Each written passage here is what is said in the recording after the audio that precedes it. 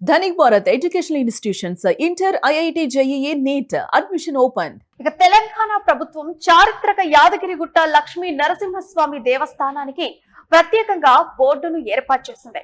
ఈ బోర్డుకు చైర్మన్ గా మన్నె సత్యనారాయణ రెడ్డిని నియమించింది. అయితే మన్నె సత్యనారాయణ రెడ్డి ఎవరు?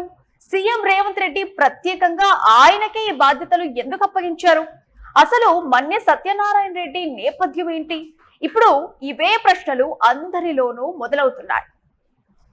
మన్నె సత్యనారాయణ రెడ్డి సైంటిస్ట్ గా ప్రయాణం మొదలుపెట్టి వేల కోట్ల ఫార్మా సామ్రాజ్యాన్ని స్థాపించి ప్రపంచ బిలియనీర్ల జాబితాలోకి ఎక్కిన ఒక అద్భుతమైన ప్రస్థానం ఆయనది.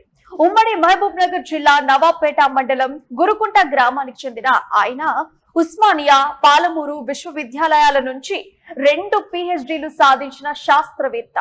ఒక సామాన్య కుటుంబం నుంచి అంతర్జాతీయ స్థాయికి ఎదిగిన వ్యక్తి మన్నె సత్యనారాయణ రెడ్డి. ఒక సాధారణ కెమిస్ట్ గా కెరీర్ ప్రారంభించి మన్నె సత్యనారాయణ రెడ్డి వ్యాపార ప్రస్థానంలోని కీలక మైలురాళ్లున్నాయి. 2003లో నాణ్యమైన చౌకైన జనరిక్ మందులను ప్రజల చెంతకు చేర్చాలనే లక్ష్యంతో MSN గ్రూప్ ఆఫ్ కంపెనీస్ స్థాపించారు. కేవలం 2 దశాబ్దాల్లోనే ఈ సంస్థ భారత్, అమెరికా, మయన్మార్ వంటి దేశాల్లో 20కి పైగా అత్యాధునిక రీసెర్చ్ అండ్ మ్యానుఫ్యాక్చరింగ్ ప్లాంట్లతో 80కి పైగా దేశాలకు విస్తరించింది. వీటి ద్వారా దాదాపు 14,000 మందికి పైగా ఉద్యోగులకు ఉపాధిలో కల్పిస్తోంది. ఆర్గానిక్ కెమిస్ట్రీలో నిపుణుడైన మన్నె సత్యనారాయణ రెడ్డి పేరిట వందలాది పేటెంట్ పబ్లికేషన్స్ ఉన్నాయి. కరోనా సమయంలో అతి తక్కువ ధరకే ఫావిలో వంటి యాంటీ వైరల్ మందును అందించి ప్రపంచ దృష్టిని ఆయన ఆకర్షించారు. కేవలం లాభాలే ధ్యేయంగా కాకుండా సమాజానికి తిరిగివ్వడమే నిజమైన వ్యాపార లక్షణమని నమ్మిన doctor Manne Satyanarayana Reddy MSN foundation ను స్థాపించారు. తన స్వచ్ఛంద సంస్థ ద్వారా గ్రామీణ ప్రాంతాల్లో విద్య, వైద్యం, మౌలిక వసతుల కల్పనకు కోట్లాది రూపాయల నిధులు వెచ్చిస్తున్నారు.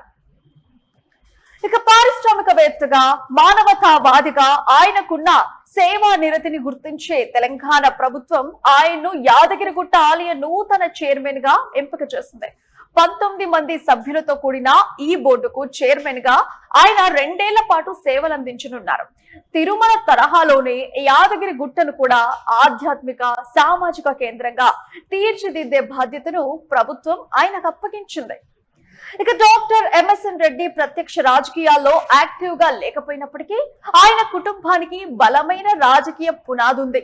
ఆయన సోదరుడు ప్రముఖ వ్యాపారవేత్త మన్నె శ్రీనివాస్ రెడ్డి ఆయనకు స్వయానా సోదరుడు.